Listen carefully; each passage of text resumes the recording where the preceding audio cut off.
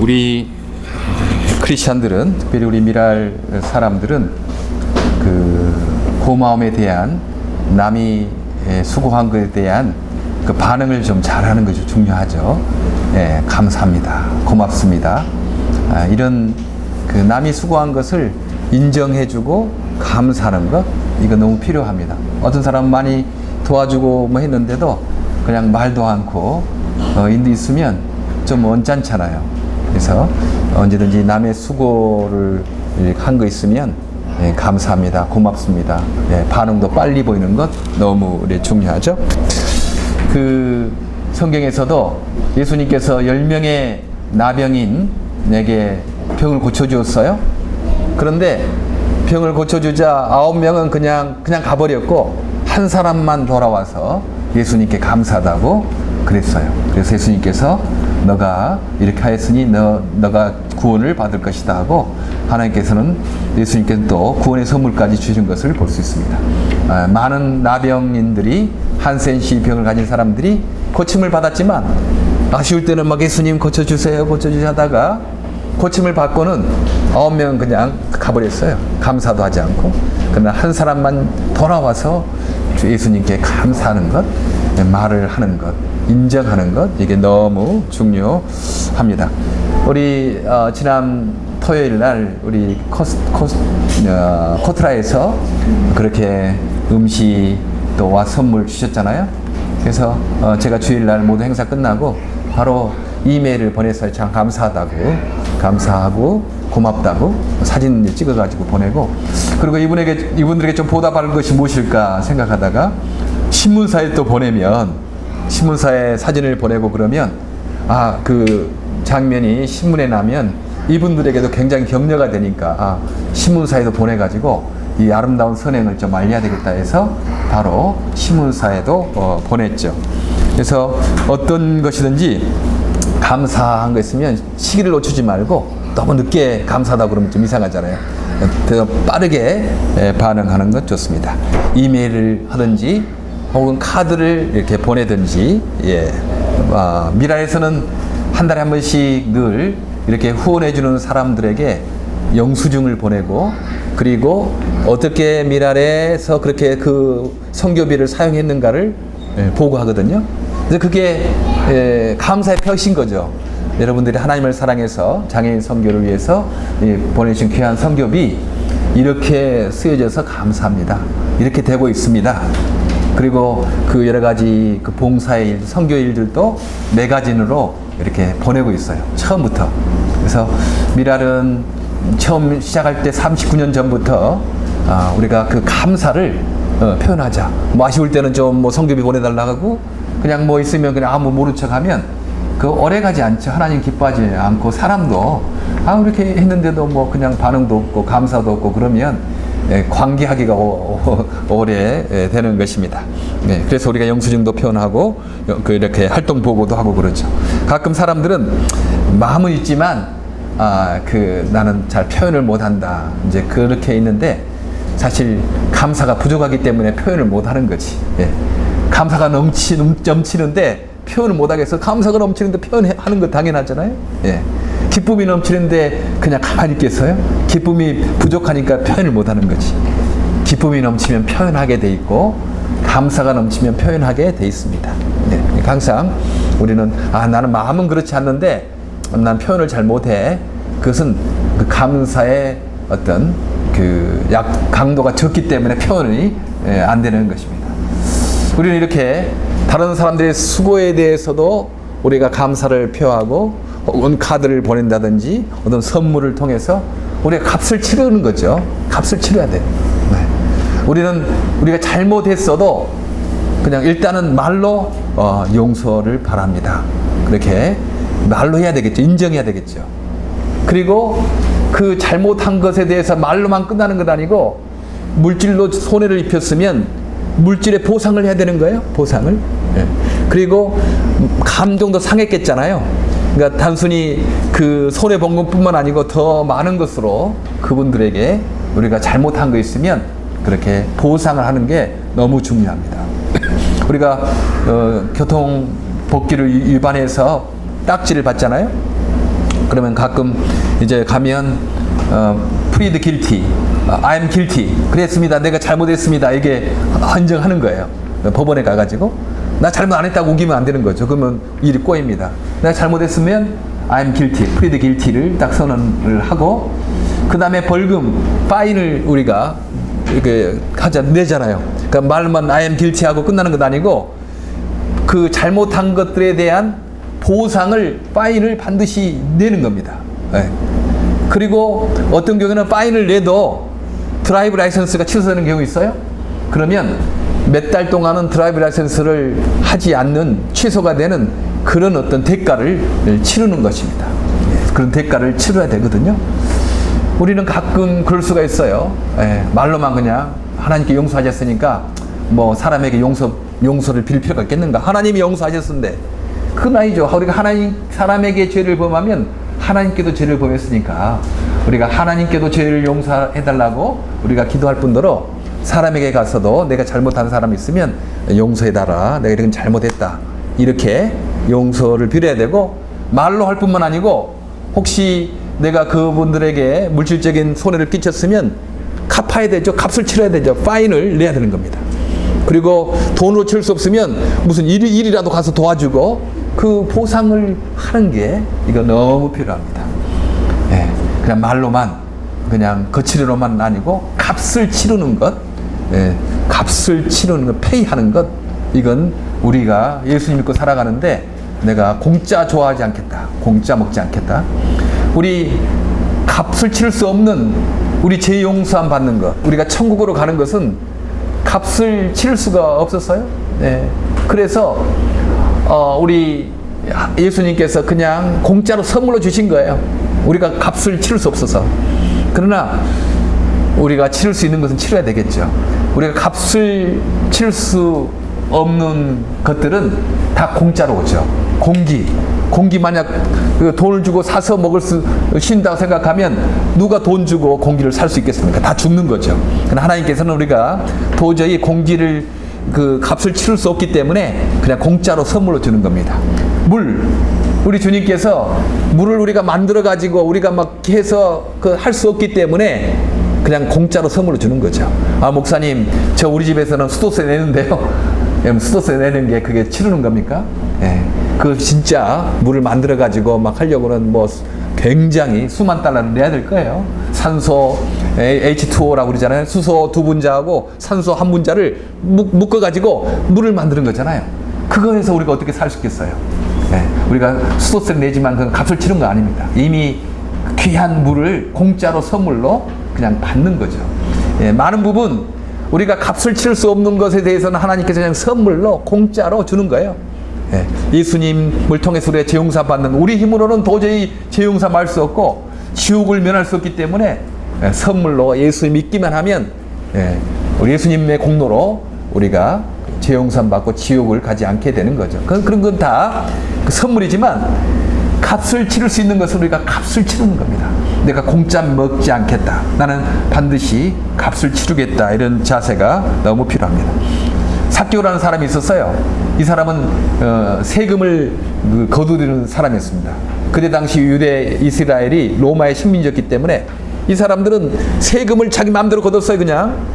그리고 로마에 관한 일정 부분만 주고 자기 다른 건 다 입마에 포켓해 가지고 얼마나 매국노라고 좀 놀림을 당하고 비난을 당하고 죄인이라고 그렇게 비난을 당했죠. 그 사람의 우두머리가 삭개오였어요. 근데 이 삭개오가 예수님을 영접하게 됐어요. 예수님을 영접하게 되면서 하는 말이 어떻게 말하냐면, 내 소유의 절반을 가난한 사람들에게 주겠습니다. 예수님, 내가 믿게 돼 예수님 따르게 됐으니 너무 감사합니다. 이제 내 소유의 절반을 가난한 사람들에게 나눠주겠고, 혹시 내가 속여서 남에게 강제로 빼앗은 것이 있으면 내가 그 값을 4배나 값을 치르겠다고 말하는 거죠. 예수님 영접했으니까 나 죄 용서 받았고 예수님 따라 좋다, 이거 끝나는 것이 아니고, 예수님이 나리라 같은 죄인을 용서해 주었으니 나도 내가 할 수 있는 값을 치러야 되겠다. 내 재산의 절반을 가난한 사람 나눠주고, 내가 남에게 강제로 빼앗은 것 1배가 아니고 2배도 아니고 율법에는 2배만 있거든요. 근데 더 4배까지 내가 갚겠다라고 값을 치르겠다고 말씀을 합니다. 예. 우리가 지금 창세기 요셉의 이야기를 하고 있습니다. 큰 흉년이 들었잖아요. 이제 7해 풍년이 들고 7해 흉년이 들었어요. 우리 하나님은 사랑하는 사람을 위해서 그렇게 온 세상을 움직이는 거죠. 전능하신 분이기 때문에 한 사람 한 사람을 통해 위해서 세상을 움직이는 거예요. 예. 요셉의 꿈을 이루기 위해서 온 세상에 풍년이 들게 하고 또 이제 흉년이 들기 시작했습니다. 드디어 요셉의 형들이 요셉에게 와가지고 엎드려 절을 합니다. 10명이 절을 하는 거죠. 요셉의 꿈이 한 20년 전에 꿈었던 꿈이 하나님께서 말씀하신 꿈이 이루어지는 걸 봤어요. 그러나 요셉은 형들에게 형, 나 요셉이야, 빨리 와, 나 용서해 줄게, 그렇게 하지 않았어요. 그들이 요셉에게 행한 그 죄에 대한 값을 치르게 한 거죠. 요셉에게 형들이 요셉을 시기해 가지고 그냥 자기 동생인데 그냥 노예로 팔았잖아요. 낙타 상인들에게, 그냥 베두인들에게 그냥 팔아버렸어요. 그러니까 그 잘못한 거 있는데 이걸 값을 치르지 않고 그냥 형, 그냥 용서해 줄게, 그렇게 한 거 아니에요. 그러면 그 형들도 자기의 죄를 회개하지 않고 그건 값을 치르지 않기 때문에 좋지 않는 거예요. 그래서 요셉은 너희 막내 동생을 데려와라. 그렇게 너희가 양식은 가져가지만 막내 동생을 데려오지 않으면 나를 보지 못할 것이다 하고 일단 양식을 해서 그 아버지 야곱에게 보냈어요. 아버지에게 이런저런 이야기를 했습니다. 이집트 총리가 있는데 우리 집안 사정을 너무 잘 알아요. 그러면서 너희 아버지는 잘 있느냐, 막내 동생은 잘 있느냐, 그래서 물어봐서 그렇게 다 잘 있다고 말했더니 너희가 스파이가 아니라는 것을 증명하려면 너희 막내 동생을 데려오라고, 너희가 막내 동생 데려오지 않으면 너의 얼굴을 다시 보지 못할 거라고 그렇게 말하는 거예요. 근데 야곱 아버지가 굉장히 마음이 두려웠어요. 왜냐하면 야곱도 이제 그 요셉도 죽임을 당했지, 죽임을 생각하고 있었고, 그 동생 그 베냐민도 너무 사랑하는 막내 아들이었거든요. 근데 이 아들 그냥 또 이집트에 데려가서 무슨 일 나면 큰일 나기 때문에 못 데려간다. 못 데려가. 이 아이 베냐민이 무슨 일 생기면 어떡하냐? 그래서 못 데려가겠어요. 그래서 형들이 못 가고 있었지. 근데 점점 흉년이 깊어지고 양식이 다 떨어지게 되니까 야곱이 너희들 좀 가서 이집트에 가서 양식을 좀 구해오라, 다시 말하는 거예요. 그때 형들이 이집트 총리가 이 베냐민을 데려오지 않으면 나를 만날 수 없다고 했으니 베냐민 가지 않으면 우리 못 갑니다. 그렇게 말하니까 이 야곱도 어쩔 수 없어. 양식이 떨어져 굶어 죽게 됐으니까 그래, 그렇다면 베냐민을 데리고 가라, 이제 이렇게 말을 하고, 그때 그 유다 그 요셉의 형이 만약 이 아이를 내가 무슨 일이 생기면 내가 아버지께 큰 죄를 지는 것입니다. 내가 책임을 지고 이 베냐민을 반드시 데려올 것입니다라고 아버지 야곱의 약속을 했거든요. 그래서 드디어 이제 그 한 1년 또 지나서 바로 오지 않고 이제 머뭇머뭇 1년 지나서 다시 형들 10명의 형들이 이집트에 그 양식을 구하려고 이렇게 왔어요. 그리고 이제 그 막내 아들 데리고 왔으니까 요셉이 양식을 주고 그리고 이제 가게 했어요. 그러면서 이 요셉이 그 매니저, 자기의 그 하인에게 명령하기를 이 사람들에게 양식을 가득가득 채워줄 뿐만 아니고 이 사람들이 가져온 돈도 그냥 그 자루에다가 다 채워주라. 그리고 내가 아끼는 은잔을 그 베냐민 막내 아들에게 그 속에다 넣어라. 그렇게 말을 하고, 이제 나중에 너가 어느 정도 길을 가거든 다시 쫓아가가지고 너희들이 왜 이렇게 그 총리의 그 좋은 마음을 배반하고 그렇게 총리가 아끼는 이 은잔을 도둑질해 갔느냐, 그렇게 말을 하고 그 사람들을 다시 잡아오너라, 이렇게 이제 그 총 매니저에게 말을 한 거예요. 그래서 이제 이 매니저가 그 양식을 가득가득 다 넣고 거기에 가져온 돈도 다 넣고 마지막 막내 아들 베냐민의 자루에다는 은잔, 요셉이 아끼는 은잔까지 살짝 넣어놨어요. 그리고 이제 멀리 떠났는데 이제 이 하인이 매니저가 다시 쫓아가지고 너희들이 왜 이런 일을 하느냐? 그러면서 우리 주인이 아끼는 은잔을 너희가 도둑질해 갔다. 그렇게 말하니까 이 형들이 그러는 거예요. 아니 무슨 우리가 은잔을 도둑질해 갑니까? 만약 은잔을 도둑질해 간 그 은잔이 발견된 사람이 있으면 그 사람은 그 사람 죽을 것이고 우리 모두는 다 그 당신들의 노예가 될 것입니다라고 그렇게 말하는 거예요. 그렇지, 자기들은 뭐 은잔을 넣은 적이 없으니까.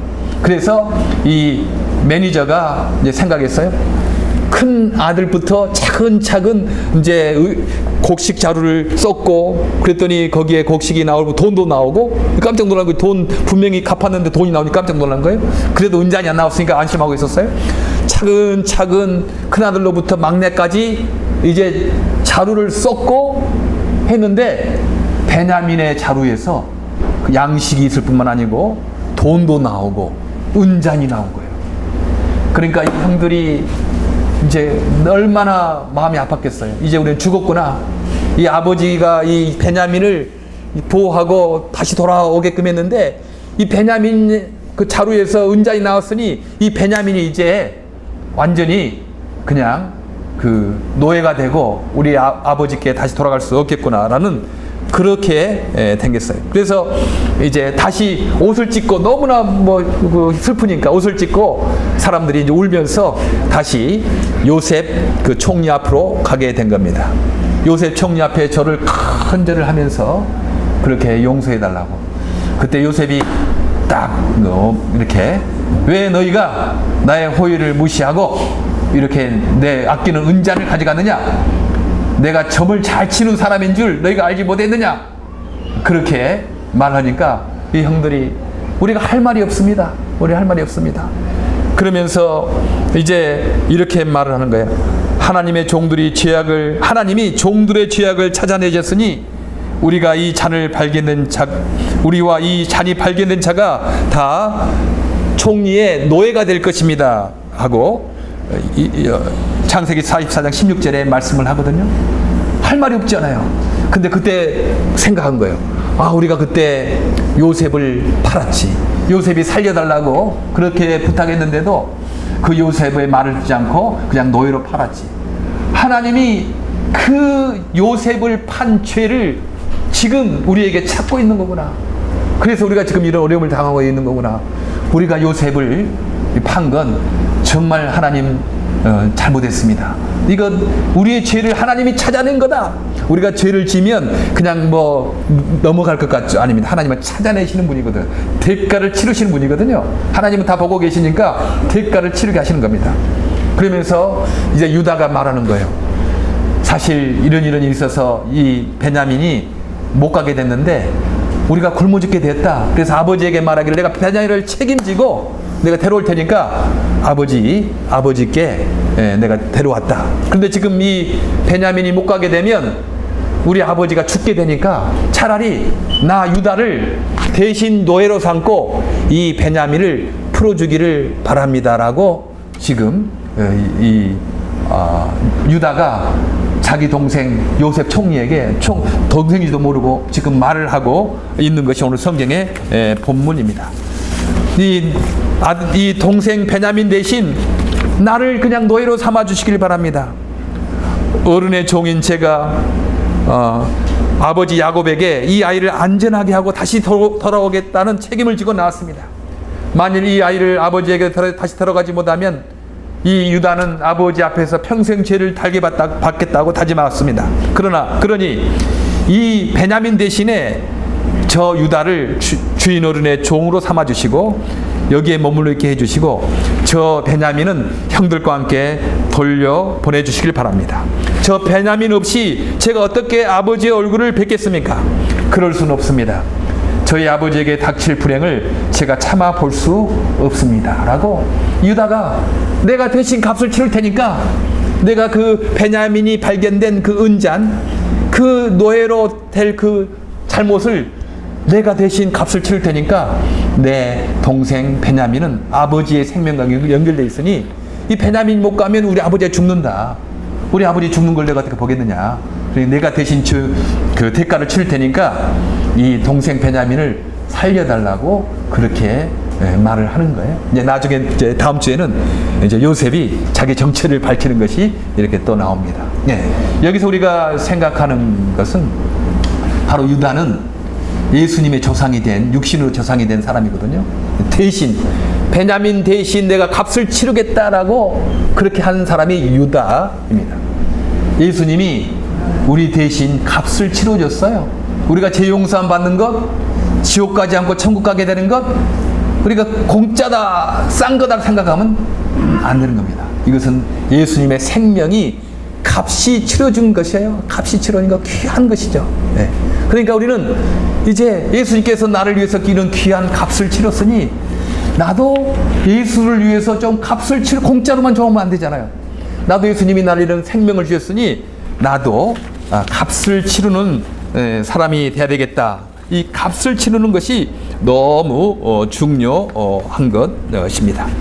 오늘 우리 모두가 값을 치러야 하는 거죠. 우리가 이렇게 하나님께, 예수님께, 예수님의 공로에 너무 감사해서 어떻게 값을 치르는가? 물론 예배를 잘 드리고 헌금을 하고 하는 것도 값을 치르는 거죠. 하나님, 예수께서 나를 위해서 생명의 값을 치러줬으니까 나도 이 은혜를 내가 조금이나 갚아야 되겠다. 예배를 드리고 헌금을 하는 것, 이 값을 치르는 겁니다. 또 하나는 예수님이 사랑하는 사람들을 위해서 우리의 시간과 물질을 드리는 거죠. 예수님이 사랑하는 사람들을 위해서요, 우리 장애인 형제자매들입니다. 우리 장애인 형제자매들 예수님이 사랑하는 사람들이에요. 그러니까 내가 직접 보이지 않는 예수님에게 지금 갚을 수는 없으니까 예수님이 사랑하는 아들, 딸들, 장애인 형제자매들에게 내 시간과 내 물질을 들여서 값을 치르는 거예요. 그래서 내가 뭐 봉사하고 뭐 해도 나는 봉사 많이 했다 이렇게 할 수가 없는 거예요. 나는 이미 큰 은혜를 받은 사람인데 내가 지금 그 빛을, 은혜의 사랑의 빛을 갖고 있는데 무슨 자랑할 수가 있겠습니까? 나는 값을 치르고 있는 거다. 그런 생각으로 우리는 주님께 값을 치르고 있는 거다. 이런 마음으로 우리가 봉사를 해야 될 것입니다. 뿐만 아니고 우리는 삶의 모든 것 가운데 우리 예수님의 은혜는 우리가 갚을 수가 없어서 그냥 선물로 공짜로 왔지만 내가 할 수 있는 것, 남에게 도움받던 것, 남에게 잘못했던 것, 물론 말 먼저 하고 용서하기 바랍니다. 말로만 용서를 바라는 건 아니고 그분에게 손을 입혔으면 물질로, 그분의 감정에 손해를 붙였으면 감정을 푸는 것으로 값을 치를 줄 아는 저 여러분 되기를 간절히 바랍니다. 기도하겠습니다. 하나님 참 감사합니다. 우리가 우리 죄를 우리 힘으로 실 수 없기 때문에 예수께서 우리의 생명을 대신하여 값을 치러 주셨습니다. 우리도 값을 치르는 사람이 되게 하여 주시옵소서. 공짜 좋아하지 않게 하여 주시옵소서. 우리가 봉사하더라도 하나님 예수께 값을 치르는 그 겸손한 마음을 가지고 우리가 봉사하게 하여 주시옵소서. 부활하신 예수 그리스도 이름으로 기도하옵나이다. 아멘.